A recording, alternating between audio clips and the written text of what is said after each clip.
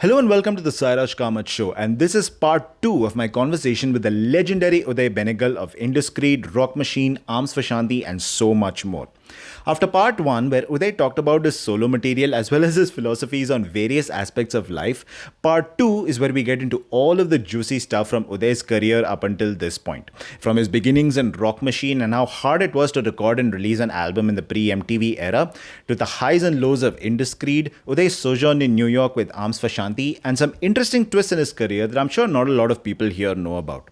So if you haven't watched part 1 of our conversation, then please be sure to do so. And if you like part 1 and this part 2, then please like, share, comment, subscribe, and press the hype button if you're on YouTube, and rate and follow the podcast on whichever other platform you may be listening to right now. I promise every little bit helps. So, without further ado, here's me once again with Uday Benegal. Editor's note. So, due to a technical glitch, Uday's video ended up getting frozen during different parts of our conversation, but the audio is still clear. Nonetheless, I have replaced the bits of frozen video with static visuals, and I still hope you enjoy my conversation with Uday Benegal in this condition. So, yep, let's get right into it. All right, Uday, after talking so much about your beautiful new EP, I want to go little backwards because how we do things in this podcast is that we explore the career of the artist in depth and talk about interesting things that you normally wouldn't be asked to talk about. But Uday, I've got to be honest, the amount of research that I had to do for our chat today is one of the most daunting things I've ever done as a journalist because you've achieved so many things. And I almost don't know where to start. And I also want to make this fun for you and ask you about stuff that you normally don't get asked about. So let me try my best over here with this question. A band that I'm not sure a lot of people ask you about, but which you really seem to want to talk about, which is Alms for Shanti. Tell me how Alms for Shanti got started. So Alms for Shanti was well, it was I can't say it was brief because we lasted a good 9 years. Alms for Shanti grew out of so in towards the end of the 90s, around 97 or so. Indus Creed, we had started to get a little disillusioned with the whole music industry in India, the way things were going. There was a lot of pressure to go one way or the other. We weren't happy about that. Some of us within the band were trying to explore a slightly different direction. So Jayesh Gandhi, we used to have two guitar players in Indus Creed. Mahesh Tanaikar, of course, who's still very much front and center, and Jayesh Gandhi, who was equally a guitar player in the band as well. We used to call them the Terrible Twins, even though they're not even related, but because they played twin lead guitar. As Mark would say, they played twin lead guitar terribly. That's why we call them the Terrible Twins, which is not true. They played very well. Anyway, so Jayesh and I were kind of moving in a similar direction. Post Pretty Child, post some of the stuff we did on the self-titled Indus Creed album, where we were experimenting and exploring work with Indian instruments a bit, is a direction that Jayesh and I were kind of inclined towards. Other guys in the band weren't equally inclined towards that. Some were halfway there, some were not. So it was a combination of various things. I was tired of living in Bombay um, because even though it's now towards the end of the 90s, the 93 riots had a very, very uh, heartbreaking effect on me because I discovered that my city was completely another place than I thought it was. I always saw Bombay as this inclusive, live and let live. We're all in the same mess together, so let's make it all work. And the whole communal riots destroyed that myth for me. So it was many things. It was that disillusionment. It was disillusionment in the music industry. It was moving within a particular direction of music that I was more inclined towards. And I decided I needed a cultural shot in the arm, is how I described it. And for me, the cultural shot in the arm, which would be through music and the arts, would be accessible either in London or New York. And New York just became the place that was less difficult to get to than London. Jayesh already had a green card, so it became even easier. And then we created these songs in Bombay. We recorded an album in Bombay, featuring some fantastic musicians, including our dear friend Tawfiq Qureshi, Ustad Zakir Hussein's youngest brother, who is a phenomenal percussionist in his own right. Tawfiq is fantastic. So Tawfiq is a dear friend of ours and is collaborated with Indus Creed as well. So he came into the Arms for Shanti project and played all kinds of percussion stuff, brought other musicians on board to play with us as well. The incredible Rakesh Chaurasia has played flute on a couple of songs on the album. And Jayesh and I hopped on a plane and moved to America. Literally just did that and put a band together over there. So we had an Israeli American keyboard player, a white American drummer, initially a Brazilian bass player who then moved back to Brazil and he was replaced by a Japanese bass player, and a tabla for a player from Pune who we met in New York. We'd never met him in India. So it became this multicultural setup. And so Arms for Shanti for us was rock and funk with a bunch of Indian things thrown in, but in a way that would be fun. It was meant to be irreverent but respectful at the same time. So we created songs like there was a tune that got a bit of traction on Channel V, a song called Super Bowl, which we collaborated with Tawfiq in the video as well.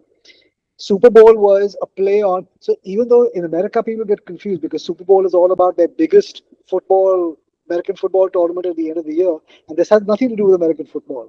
But it was taking that term and it was taking the term bowl because bowl is used in Indian classical traditions in terms of what the percussionists play.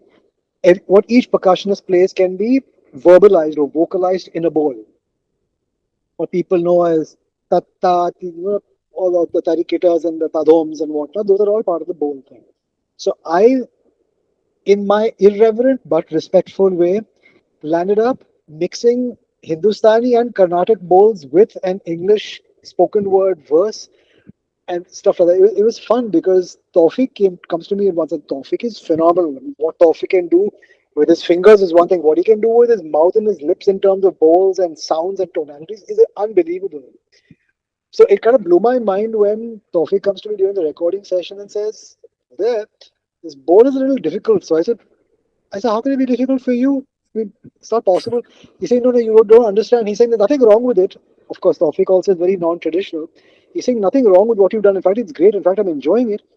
But in some verses, you've taken the Hindustani bowl syllables and you mix them with the Karnataka ones. So it's great, but I'm just not used to doing it. So I've got to practice a little more because I've got to make a switch in my head. So me being unencumbered by tradition and by training, I was able to, pardon the term, bastardize these musical traditions, but in a fun way. And Super Bowl became one of our most sought after tracks when we played because we played the clubs in New York a lot. And we would end the set with Super Bowl, which is a mix of this. We'd have a cymbal thing running on track with these hand cymbals with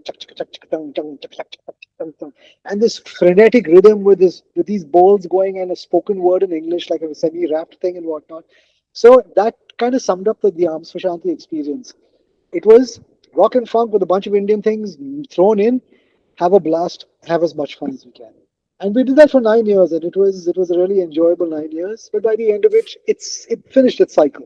It finished its cycle, and then I moved back to Bombay unexpectedly, and so therefore we wrapped Arms for Shanti because Jayesh stayed back in New York. He continues to live over there. He has a family, his life over there, and I'm here. And that was one episode in my life which I had a really really good time doing. Fascinating, fascinating. And it's interesting that you mentioned the New York clubs also, because I don't know if you've seen these, but on YouTube, there are clips of Arms for Shanti playing in New York clubs like the Acme Underground. So when I see these, I'm curious to ask, what was the live music scene in New York like, and how did they receive Arms for Shanti when they saw you for the first time? Well, for one, interesting. I didn't know there were videos of us playing at Acme Underground in. I'll share them with you. I'll Oh, share them do with that. you Yeah, after yeah, this call yeah. immediately. So yeah, but please continue. See, New York is a very multicultural city, so they are very accepting. In fact, they are very welcoming of people who do stuff that kind of breaks conventional mold. At the same time, it's also a very capitalistic, money-driven, lifestyle-driven city. So it's everything all at once in that sense.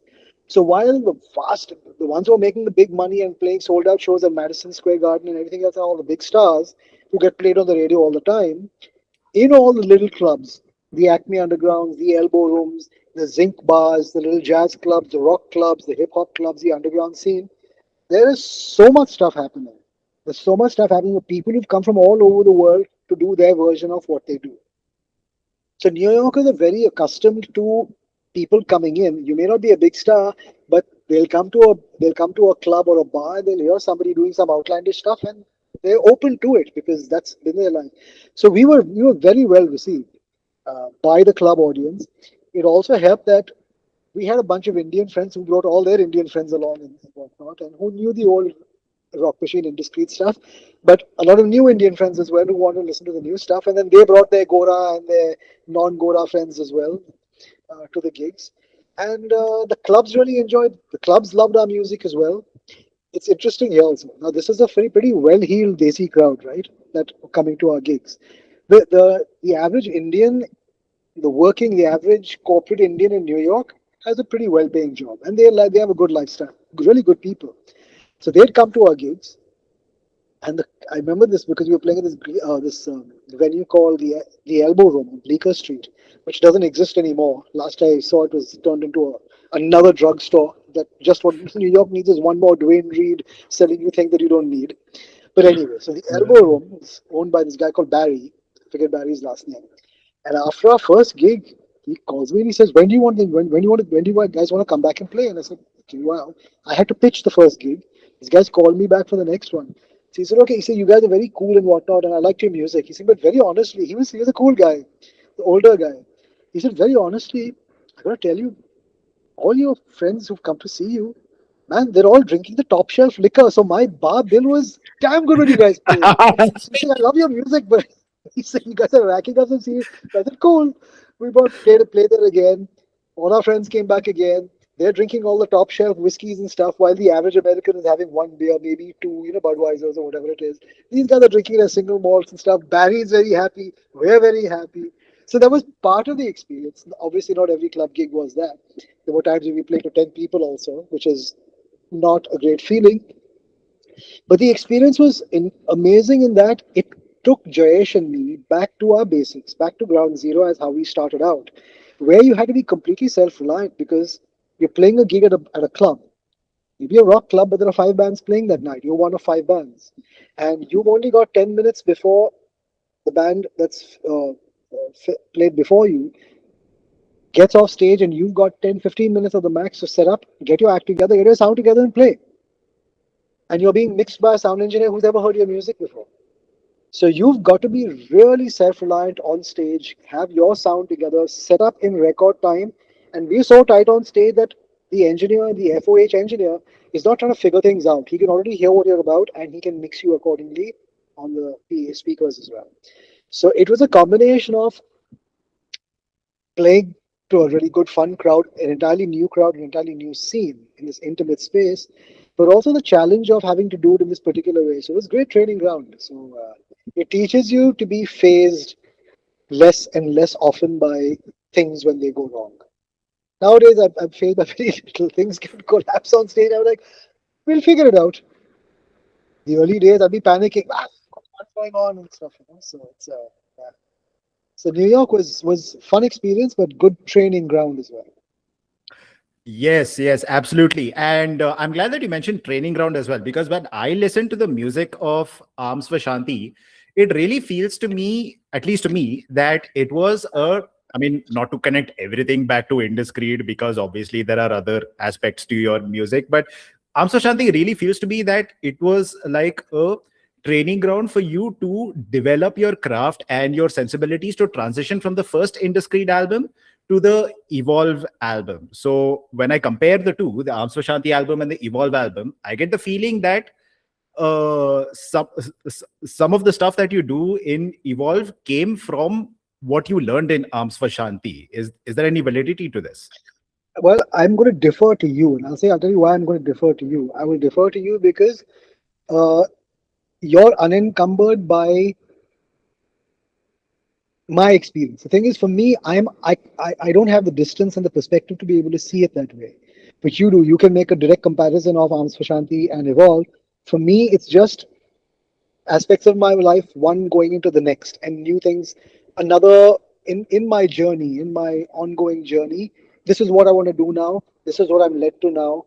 This is where I'm going now. So I can't make those connections and those strands. For me, they're very different, but I'm sure what you're saying is absolutely correct. I'm sure that they are. I'm unable to hear it and see it, but you have the advantage of perspective and distance to be able to hear it and see it. So yeah, I'm sure you're right.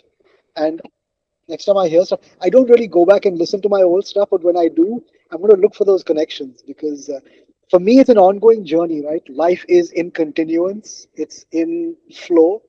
And so it becomes much harder for me. It's kind of like we don't see the changes, the physical changes with us, because when we look at ourselves in the mirror every day, we are changing slowly, but we're changing too slowly for us to even notice.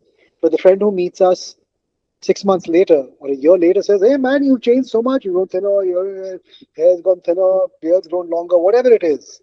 For me, it's been like I look the same to me. So that's how it is for me musically as well. So you're the friend who is meeting me after a year and saying, "Hey man, but I can see this connection." So I will defer to you on that. Yeah. Okay, okay, fair enough, fair enough. Now, moving on for Arms of Shanti, going back a little further in time to the Rock Machine days, starting out in the 1980s, especially pre-MTV, because as history tells us, you got a lot of help from MTV to get your music forward. But pre-MTV, what was it like for a rock band to, you know, record and promote their music without the channels that would come in the future? What was it like back then for you guys as Rock Machine to do that? Well, I mean, I can say that it wasn't easy, but we didn't really have reference points, so we couldn't say that we have it harder than any other band because that is how it was for every band. The only reference point we could make is that we're in India, where none of these facilities, none of these platforms, none of these avenues of exposure exist, versus the Western world, the US and the UK and stuff, where it is their main form of pop music and the infrastructure is there and the mediums of distribution are there, of exposure are there, the marketing force are there. So it's a completely different universe. So our only reference point is we live in this world which is not like that world. But at the same time, we also knew that as much as it was really hard to get things done, we were just infected with the the insatiable desire to do it. We just said, man, we've got to do it. We want to get on stage. We love the same form of music. We love rock music. We've now started writing songs together. We love this whole process of creating our own songs. Even before we went to the recording studio, we were playing them on stage. And in those days, the Indian audience was not receptive to Indian bands playing original music at all. You could only play covers. So we would lie and throw in some new songs, claiming it was a just released cover by, say, Aerosmith or Bon Jovi or something. And people wouldn't know because they would think there was no television, there was no MTV, so they didn't get news about the new Aerosmith or Bon Jovi release and figured that these guys are musicians, they probably know, little knowing that we're basically trying to throw in one of our own songs just to break the ice. The reason we're throwing in one of our own songs and telling a lie to do that is to break that barrier of prejudice that an Indian band can't write their own material. And when that barrier, when that limitation was removed from the listener's perspective, and they were accepting of the fact that we were playing a song that they would listen to. They responded really well to our songs, and so that's the kind of modality that we were embarking on. Modalities we were embarking on. Lies and deceit. Sorry to say, just to slide our own material in. But the intent was clean, that we just want to play our songs. We just want to play our songs to people and have them hear our song. Decide for yourself after that whether you like it or not, but be open to receive it. So that was our intention. And then we met a gentleman called Mr. R.V. Pandit, who used to own a book publishing business. And he also bought CBS India, the Indian division of CBS Music that was existed in India, or he got the rights to start CBS India, and in collaboration with CBS US, because he wanted to distribute the music of Michael Jackson and all the big CBS artists.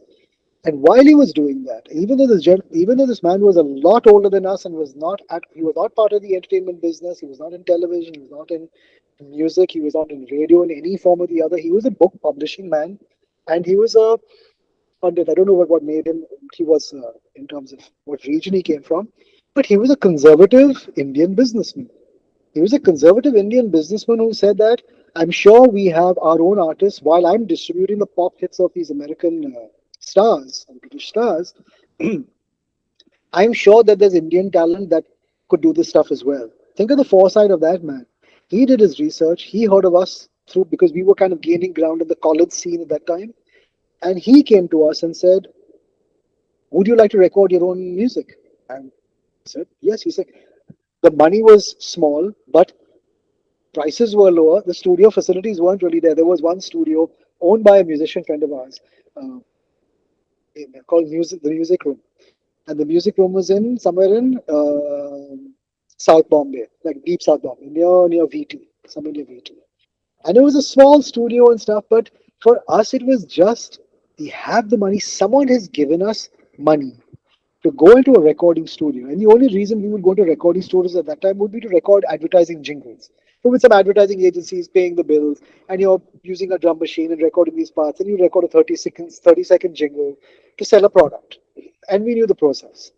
To go into one of those studios and record an entire rock album, we had no choice but to use drum machines in those days because studios didn't have the facility to record live drums. But we went in there all guns blazing. The engineers, the main engineer, Nakul Kamte, and his assistant, Shantanu Hodlikar, great friends of ours. They were rock fans themselves, huge rock fans. So we had the right people around us. So there was Nakul and Shantanu, and there was us, and in the studio, and Mr. Pandit has given us this money. And it was literally like music by numbers for us, like you paint by numbers. It was getting each block and filling it in and seeing how the picture transforms, how it grows, and what the bigger picture looks like. We were taking one step at a time, and each step was just a wonderful new discovery for us.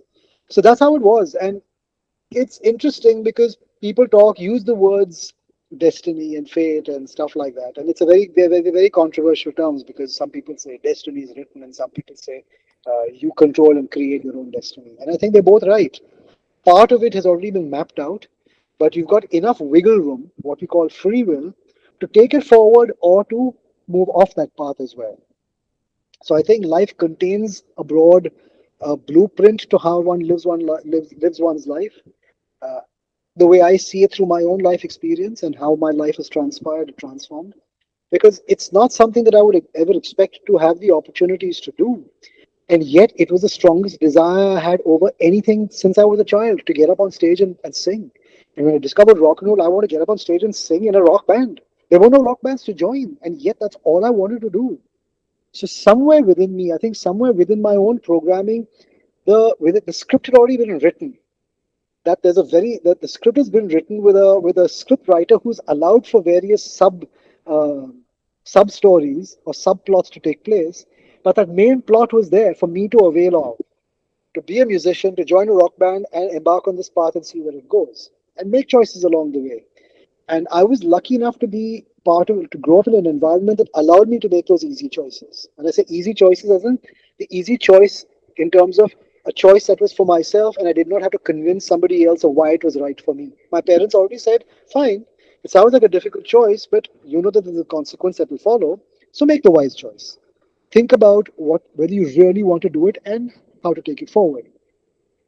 And in so many ways, everything in our journey in the band has transpired that way. So I was really lucky to find these guys. We didn't know each other to begin with. Mahesh and Jayesh, the two guitar players, knew each other in college. They'd heard of Mark Selvin, who used to have a band previously. They got in touch with him. They had another singer to begin with, but he left because he got a job with an airline and was leaving the country. Mahesh happened to be at KC College when I was helping some kid learn how to sing the song Time by Pink Floyd because he was going to take part in a talent show. And the guy who was accompanying him on guitar was a friend of mine who and we would sing songs together, but I wasn't taking part in the show. And it's quite fascinating. And I didn't realize that Mahesh was sitting there and that they were about to lose the singer because he was moving out. And he hears me teaching this guy how to sing and he comes to me and he says, hey man, I've got this band. And interestingly enough, here Sairaj is I had seen this band Rock Machine a few months earlier play at Cooperage in South Bombay. And I had fantasized about joining this band, even though I didn't know anybody in the band, and there was no chance of me joining the band. 3 months earlier, I was fantasizing about singing for this band, and nowadays the word that is applied is manifestation. I now know what it means because I can put it into full context. Because manifestation actually is not a When I say conscious, it's not a thing that you say, okay, I want this and therefore I'm going to go for that. I'm going to manifest it. I'm going to manifest it. It's actually a belief and a knowledge within yourself, which is free of the trappings of fear, reluctance, self worth, and stuff. It's a knowing. And I think somewhere within myself, there was a knowing that I'm going to be a part of a band. Only I wasn't consciously aware of it. In my conscious attention, I wasn't. But I made the choices that continue to keep me on that path. And I was really lucky to be in collaboration with five other guys who felt the same way. So to answer your question about what it was like, it was we were taking it one step at a time. Okay, let's see where this crazy road opens up. Right now it's a dirt path. Okay, now it's become a little smoother. It's not completely kacha. Now there's a semi kacha rasta. Okay, wow. We've been going at it and now it looks a little paved. Now it looks a lot smoother. Oh fuck, there's some potholes again. You know, that kind of thing. But we were together, we had our own resolve, and we kept going at it. And until MTV came along, we landed up experiencing actually the most powerful form of publicity, which is word of mouth. Because word of mouth is the most trusted, as I discovered, is the most trusted source of information for someone.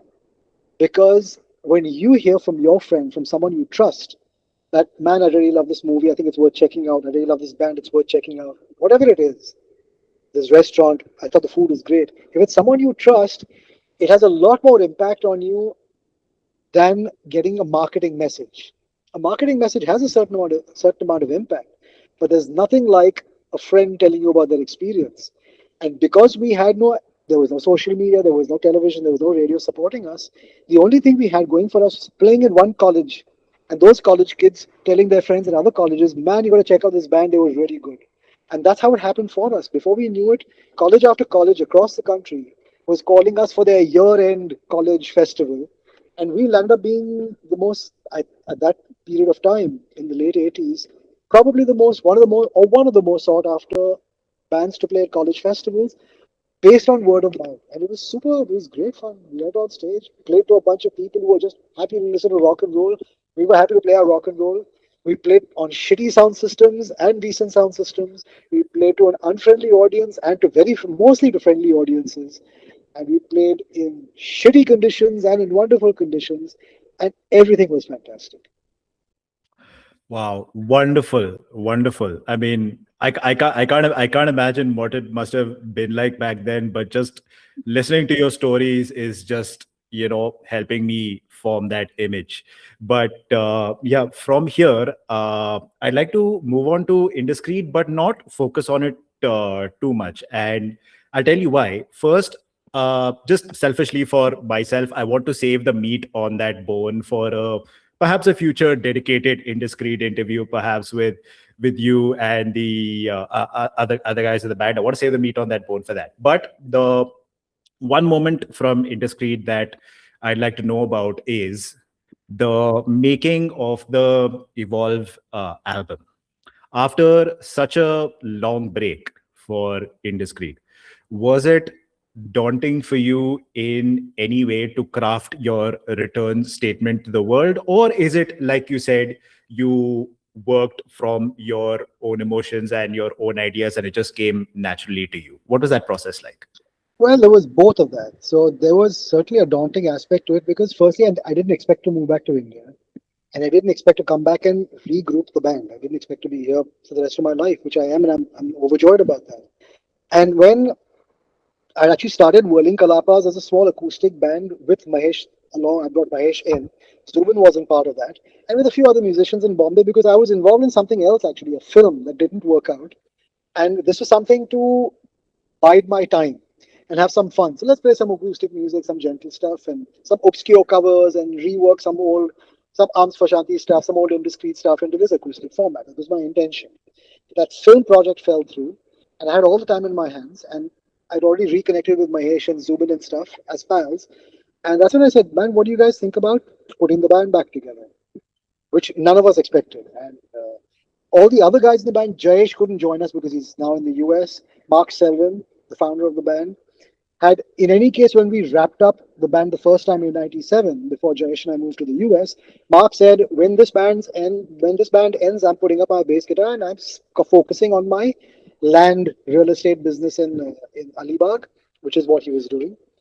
And I want to play with this band or not at all because I don't want to be a professional musician. I want to be professional with this band, or that's it. And when we regrouped, his thing was, "Look, I've stopped playing for long enough, and I'm really deep in my business. So you guys go ahead." Mark Menez, as the drummer, had in any case he had left pretty early and he was living in New Zealand by now. So the daunting aspect first was, how do we put this band together? Use the name Indus Creed in a way that we don't do a disservice to the reputation the band has had all these years. Now it's over a decade since we last played together. And who do we bring on board? So Mahesh Zubin and I are on board. Who's going to play the bass player and drummer's parts? Jay Rao Kavi had already played some stuff with me with Whirling Kalapas. I had brought him in on the acoustic project, not knowing that he's this monster rock drummer. Until I get to know Jay, and I realize, okay, man, I've got this guy on to play all this gentle acoustic stuff, and what he really wants to do is smash that kid. Now is the opportunity because we're bringing Indus Creed together. Jay is definitely going to be a part of the band. And Jay recommended Rushad. Rushad, and he had played in a couple of bands together before that. And Rushad was moving from Pune to Bombay right at that time. And he's saying, man, you gotta get Rushad on. He's the right guy for it. And I did something that was completely uncharacteristic of me. Normally, before asking someone to join the band, especially a band as important to me as this one, I would vet the person. I'd meet the person, figure the person out, listen to what they've done, that kind of thing. Do a little bit of background, do a little bit of due diligence. In this case, my trust with Jay was so high. I said, if Jay is going on about this, I'm just going to call Rushad and extend the invitation to him. So I called Rushad, and he was actually in a car on his way to Bombay at the time, moving back. And I told him about this. And he said, yeah, man, I'd love to check it out. I'd love to know more. And he came into Bombay. And when Rushad and Jay came into the room with us, and I had started to write songs. So the difference now was that I became the main songwriter of the band. In the earlier versions of Rock Machine and Indus Creed, there were a few different songwriters. Mark Selvin was one of the main writers. Mahesh Danaikar and I wrote some stuff together, created some stuff together. And there was our drummer when we recorded the Indus Creed album, a self-titled album. Our drummer at the time, Bobby Dugal, had written a couple of songs. So there were different contributors. By the time we reached Evolve, I'm pretty much the main songwriter. The onus is on me, let's put it that way. The other guys are not writing. Zubin prefers a producer's and arranger's role more than a composer's role. Mahesh would write. We did a couple of tunes together for Evolve. Dissolve started with his guitar picking idea and stuff, which became the verse, and then we took it together after that. But the onus principally was on me. So I had started writing some songs. And just bringing Rushad and Jay into the mix, that really upped the game for us because they came in with a whole new bunch of influences. Kind of like what I was talking to you about working with Arya and all of these young ones on Human Being and the new ideas. My first experience of that was with Jay and Rushad, who brought in these entirely new reference points for them because they grew up listening to a different kind of music. I mean, Jay is really into Meshuggah and stuff like that. Also, a lot of other things as well. Rushad is into a whole bunch of other things as well. Rushad's somewhere between, age-wise, is between Jay and us.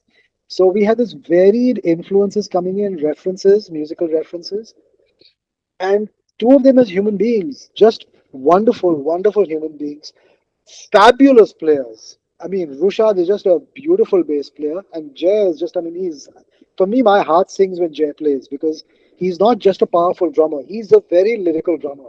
He may be smashing that kit. He's not always smashing the kit, but even when he is, there is so much sensitivity and nuance in his playing that it's beautiful. Rushad is very similar as a bass player as well.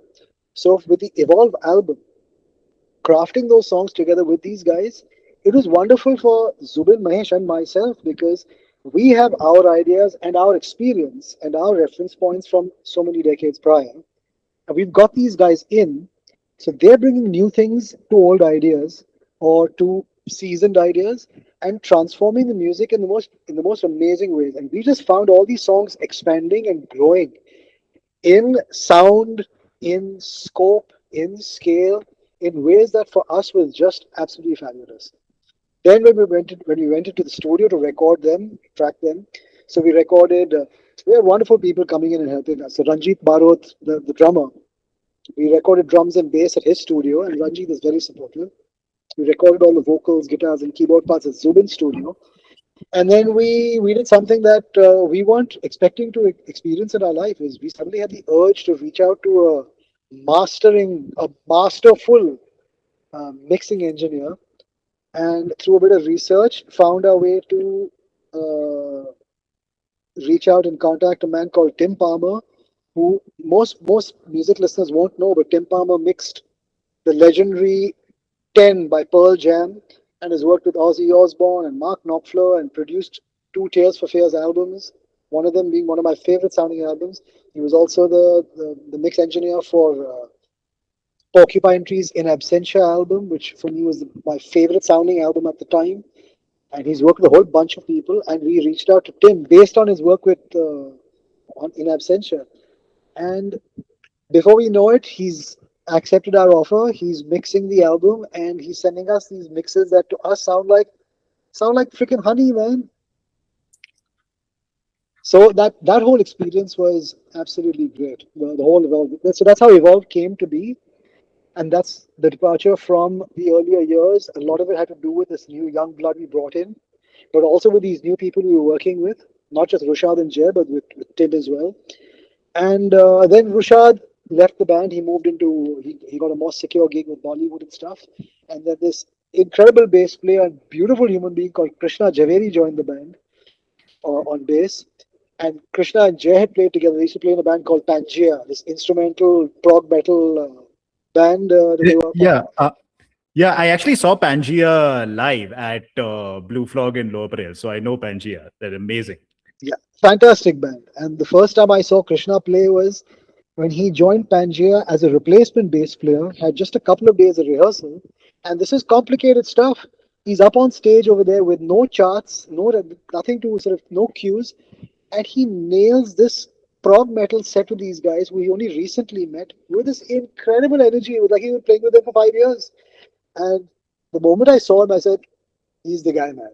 I want him in the band. Now that Rushad is gone, I want Krishna as the right guy. Brought Krishna in. Krishna and Jay together are fantastic. And both those individuals today, even though Krishna now lives in California and does, by the way, Krishna is the mastering engineer for Human Bee. Hmm. Krishna Javeri, he's moved into production and mastering and stuff. So when I put this together, I said, Krishna is mastering. I reached out to him. I said, if you've gone into mastering now, ideally I want you in on this. So Krishna and Jay are both part of the album because Jay has played drums on one of the songs on Man Overboard. Krishna has mastered the entire EP. But their involvement in the band and the Evolve and post-Evolve years, I say Evolve because even though Rushad was part of the recording process, Krishna was very much part of the touring process because we went on the road with Krishna and Jay to promote Evolve for some years after that. And they're continue to remain two of my dearest friends and my favorite human beings. I love those two guys. So Evolve was very much an evolutionary experience in so many ways. The whole process evolved in so many different ways, in so many different stages, and created such wonderful relationships within my own environment. That's wonderful. That's wonderful. And now that you've given me this added context, I'm sure if I listen to the Evolve album again, I will hear more than what I've listened to previously in that album. But I want to circle back to something that you said in the middle over there, your filmmaking ambitions. And this is something I found in my research as well. You were apparently like pitching a feature film around Mumbai after taking filmmaking courses and all that. What was going on over there? That's right. So I started to lose my mojo with music while I was living in New York towards the end of the Alms for Shanti years. Nobody's There's no blame, there's no fault, there's nothing. It was just I was losing my connection to it. And I didn't know which way to go. And I didn't know what else to do. And I didn't want to start another band. Now, film is something I've always loved. I've always loved movies since I was a kid. And over the years, especially after moving to New York, I found myself being exposed to incredible cinema, world cinema, American independent cinema, all kinds of stuff. I mean, I was already interested in the Hollywood stuff by then. And whether it was going to an art house cinema in the city, in Manhattan itself, or renting stuff on video, or going to film festivals, I found myself watching amazing movies. And I came to the idea that there is so much incredible cinema being produced from all across the world. And yet, one of the largest producers of non Bollywood film, India, at least in my opinion, was not really producing anything deserved. I mean, sure, there were the art house filmmakers, very much so. There had been certainly the Satyajit Rays and the Sham Benegals and the Govind Nihalanis and wonderful people like that. But I'm saying in the mainstream of things, there was not a cogent, uh, credible, independent movie scene in India that was supplying movies outside of the traditional art house scene. I'm talking about modern stories, contemporary stories in an independent context, which so many countries are producing with such incredible. I mean, the output is phenomenal. Whether it was Scandinavian countries or uh, Argentina or Mexico, filmmakers from across the world, Korea, were producing these great films, cutting edge independent films. I'm seeing nothing coming out of India. So my thing was, okay, this is something I'd like to be involved in some way. So I took a filmmaking course in New York. I made a little short 4-minute film, black and white, non-sync. As part of it, I did a short cinematography course to understand the vocabulary of the moving image. And I started to write a couple of scripts and I started to shop them around in Bombay. And the reason I was shopping them in Bombay is because they were both India based scripts. And the rationale is, firstly, the rationale is write what you know. I mean, you as a journalist being a writer, that really comes with the writing territories. Write what you know because that's what you will do, that's what you will excel at. Write on the subject that is you're most comfortable with because you will explore it most deeply and you will express it in the most eloquent way. And it's the same thing with script writing. Write what you know, you'll be able to delve into it and write a better story rather than trying to imagine things on it. So therefore, both my stories were India based. And as it goes, the rules of filmmaking are where your stories are based is where you seek your funding. So I came in here. One of the scripts uh, got a certain amount of traction, was getting a certain amount of traction. I found an independent producer who wanted to produce it. She was pitching it to studios, and she pitched it. One of the studios who was very interested in it was Fox.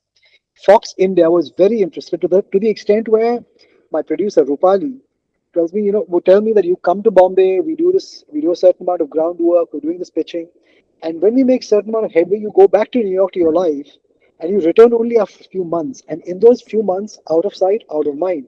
Every time you come back to Bombay, we've got to start from scratch. There is a studio that's really interested in doing it.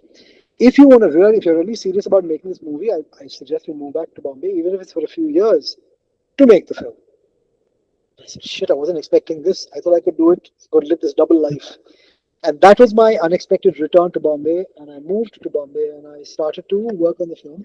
Not work on the film, start that process.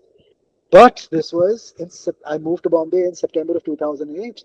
And 2008 or October 2008. And 2008 that's the period when the global economic financial downfall had begun.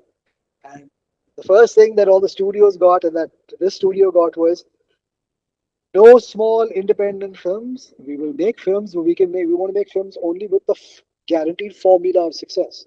So only big stars, big budget, but big names only, otherwise no go.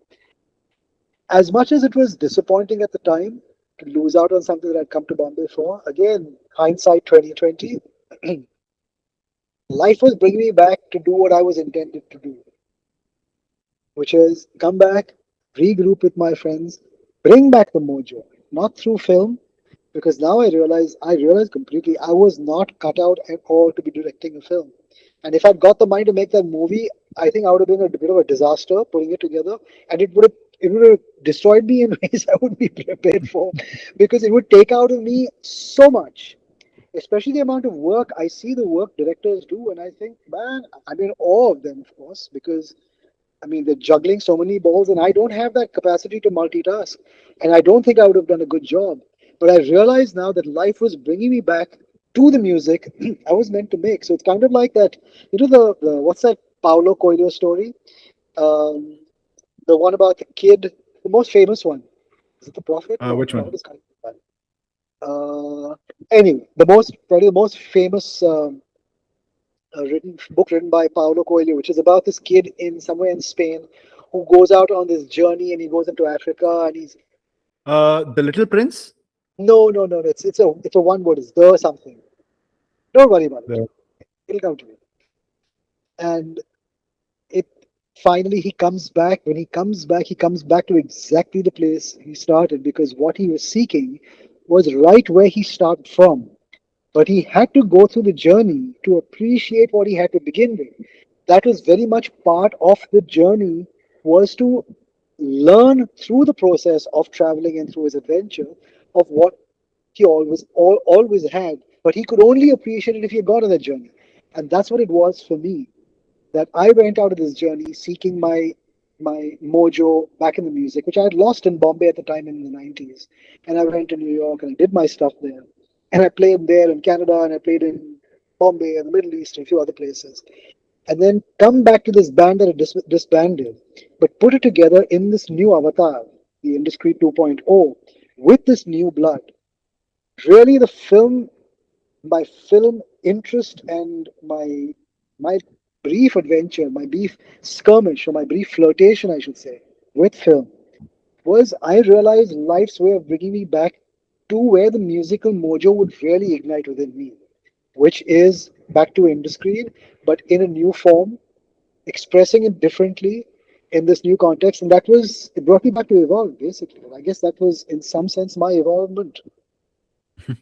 Wonderful, wonderful. That is such a great way to look at it instead of viewing it as just something that could have been. But speaking as rock fans, generation to generation, see, I'll be very honest. I am invested in rock and metal music reaching as many years as possible and gaining as more fans as possible and having more of a presence in the world. But in all my years being a fan, one of the things that frustrates me about the genre, and which I think is getting in the way of it being more of a presence in the world, is its tendency to not only be like too nostalgic and look back too much and also gatekeeper little too much, but also to dunk on every new generation of heavy music that comes after it. Like, even like I've only been a fan for like 15 years or so, but I've seen like every generation literally do this and not learn from that. So I mean, do you get what I'm coming from? Like, what are your thoughts about that? But I think this exists in all forms. Well, this exists a lot more in rock, I guess.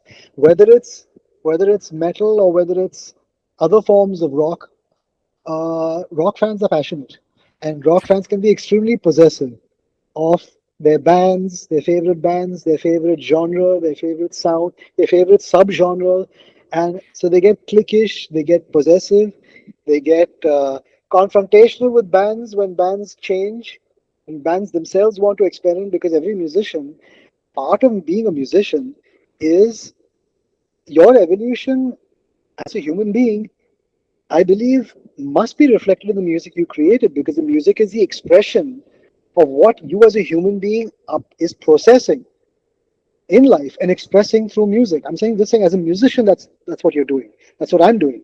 I live my life. I say, throw life at me. If I want to be a good songwriter, to digress for a second, people ask me, what do you need to be a good songwriter? I mean, you know, I said, knowing your craft, knowing the craft of songwriting, very important. Being able to put words into form and onto paper in certain ways, very important.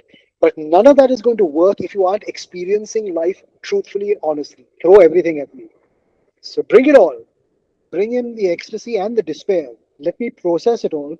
Once I process it, I'll put it into song in a way that is understandable. So I think that's what a songwriter, whether you're writing a metal tune or you're writing a folk ballad, the role is still the same, is to process and to express to people who are willing to and looking to accept and digest it in this form. Some people will listen to folk music. Some people will listen to thrash metal. It's the same, but the frankly the intention is still the same.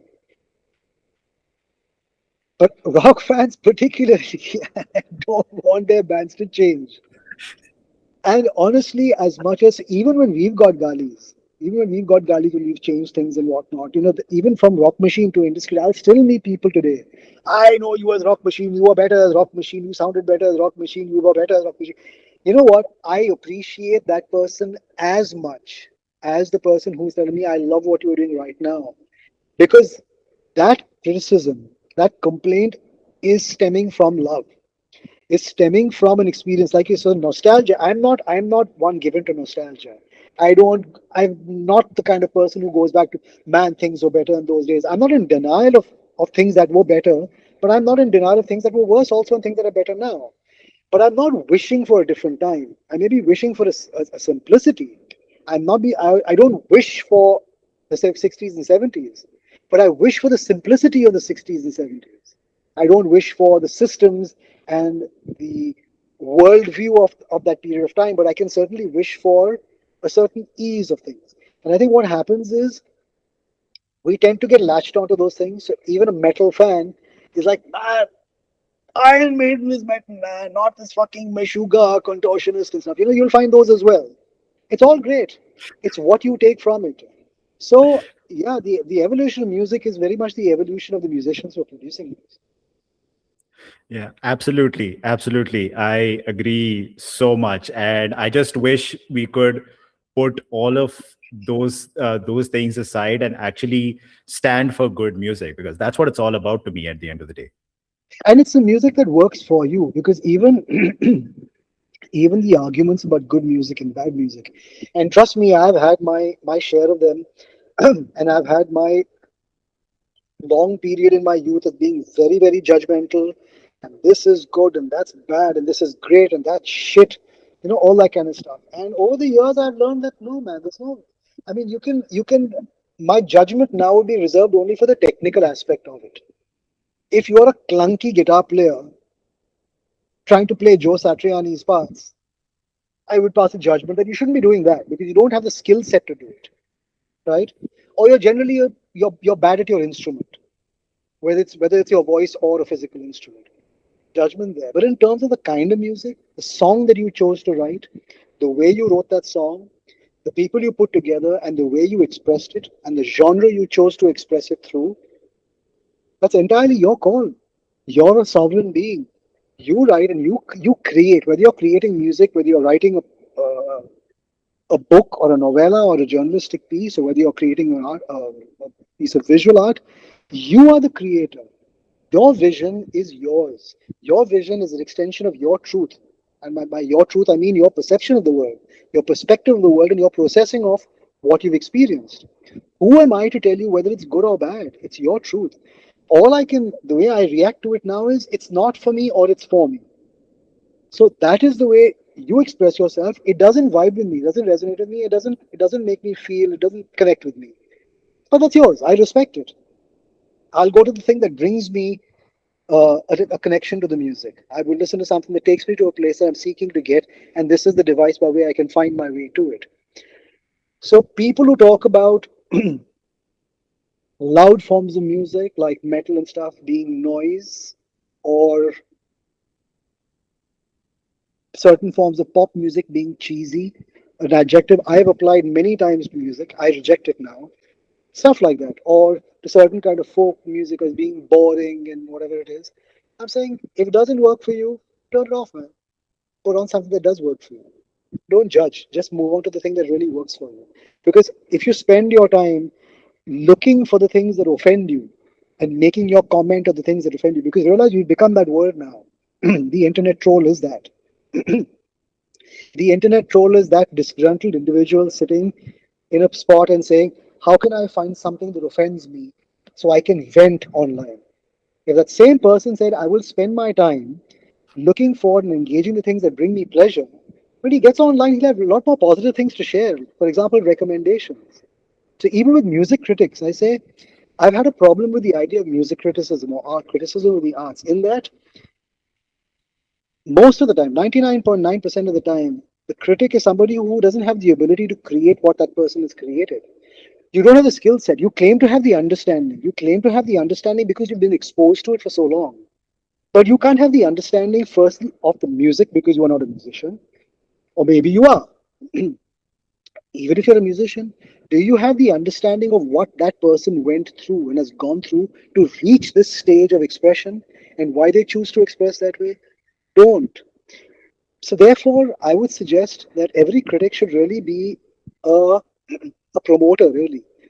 Rather than critiquing an album and saying, this is what's wrong with it, I would say point your finger in the direction of the albums and the movies and the books that you would like to recommend to people. Focus your attention and your imagination on the good stuff. Something's not working for you, put it aside. Why are you giving it so much attention? Why are you taking so much joy and pleasure in bringing something down? Does it make you feel more important? I don't mean to imply that every music critic is that person. I'm saying the trolls, for example. And so, therefore, even with forms of music and forms of any form of art, if it works for you, man, stay with it. Doesn't work for you, move away from it. So you're watching a movie, it offends you, leave the cinema, man. You don't have to stand there and shout and scream that they should to shut the movie. Other people are enjoying it. That's generally my approach to all of this nowadays. It's all legit. Yeah, and it reminds me of that quote from Anton Ego in the movie Ratatouille. We Uh-huh. critics must understand that despite our, I'm paraphrasing, but despite our important status in society, we are not better than the people we are criticizing, and we must know that. Beautiful. I remember Ratatouille. I don't remember that, but wonderful. Fantastic movie. Yeah, that's a movie worth revisiting. That's a That's movie worth definitely, revisiting. definitely. And I will, thanks to you. I'm going to watch it again soon. But beautiful line. What a beautiful thing to say. Absolutely right. Yeah, absolutely, absolutely. And I cannot think of a better note to end this podcast on than this. Uday, thank you so much for your time, your energy, and being such an open book to me and going through some of the technical difficulties that we had today. It really affirms the intent with which I started this podcast. And I hope this has been at least half as rewarding to you and it has been to me, man. It's always fun to talk to somebody who is open minded and has interesting questions to ask. Very honestly, like you said, there are a lot of questions that get repeated over the years. But a conversation like this is fun for me, and it was great questions, and it was easy chatting with you, Sairaj. So thank you for having me on board. Thank you so much, man. And just one parting note to you. This I'm just sharing this from the heart. Over the past few weeks, I've honestly been getting burned out with operating this podcast because I do it all on my own because I don't have the Right, resources to right. employ other people and doing it on the side in the middle of work. And also, I'm on a fitness journey as well, just juggling all those balls. I've been feeling kind of burnt out lately. But this conversation not only made my day, but it made me realize the worth and potential of this platform, and it makes me energized to do it again with other artists and share the stories that most people don't see about them. So just thank you so much for that. I'm so glad to hear that, man. I'm so glad to hear that, Sairaj. But I will say, and I don't usually give advice because I don't believe I know better than anyone else. But I would like to offer is if you, at points, whenever you feel burnt out, take the time off. It's really worth it. Even if it's losing, even if it means losing something, actually, in the longer run, I've learned that in the longer run, you gain a lot more. But reaching burnt out stage, I know because all of us go through it, it's horrible. And we don't want to reach the stage of collapse where the recovery actually is even longer. Take the time off. So, but I'm glad that this conversation was of value to you, man. And full power to you, man. Go for it. Very honestly, Sairaj, it is this exactly what you are doing, what you said. What you are, how you're describing your podcast is what my album was last year, is going it alone, of course, with the support of a lot of people. But it's all self-funded. I just put my money into it. I haven't looked for money, and I've put a lot of money into this. It's personal money. But I kept moving forward with the idea that this is the truth that is being revealed to me within myself. Somewhere within me, somewhere, something within me, myself, is telling me that I should go down this direction, even if I don't think it's a rational thing to do. And it's more and more people doing that, even like what you're doing, juggling so much. You've got so many things going on, but you're still driven to doing this podcast. It's the individuals following their passion, following their truth that are going to transform this world. It's not the corporations. The corporations are people trying to control people on a mass level. The more each of us breaks away from that and says, no, I'm going to do it the way I know I should be doing it, irrespective of whether the world says that this is the rational or pragmatic way to do it. This is my truth, man. That is going to make this world a beautiful place to be in again. So Wow. thank you. Thank yeah, yeah. Thank you. Thank you so much for those kind words, man. And It almost makes me feel bad for ending this podcast on a plug because it's going to be on YouTube and I have to ask people to like, share, comment, and subscribe. Do it, So, do it, man. Do it. See, listen, do it without shame or without because it's necessary. You know that the core of what you are doing is filled with integrity. This is just a means to take it now and make it available to the people. So absolutely do it without any reservation. yes. So, everyone, I hope you've enjoyed this mammoth conversation with one of the legends in Indian independent music, Uday Benegal. If you like this conversation, first of all, please share a comment, an insightful comment with your honest thoughts about how you liked it. And then after that, press all the little buttons, right? Share, comment, subscribe, hype, whatever, etc., etc. And whatever platform you're listening to this podcast, to Spotify or whatever, follow those buttons because we will have more conversations like this for you. You will gain new artists to listen to, and you will also learn things about artists that you have never heard before. So follow this platform, follow Uday's music, check out his solo EP, backtrack through the entire catalog. Chances are you will listen to those songs in a new way based on everything we've discussed in this podcast today. Thank you for watching, and we'll see you soon.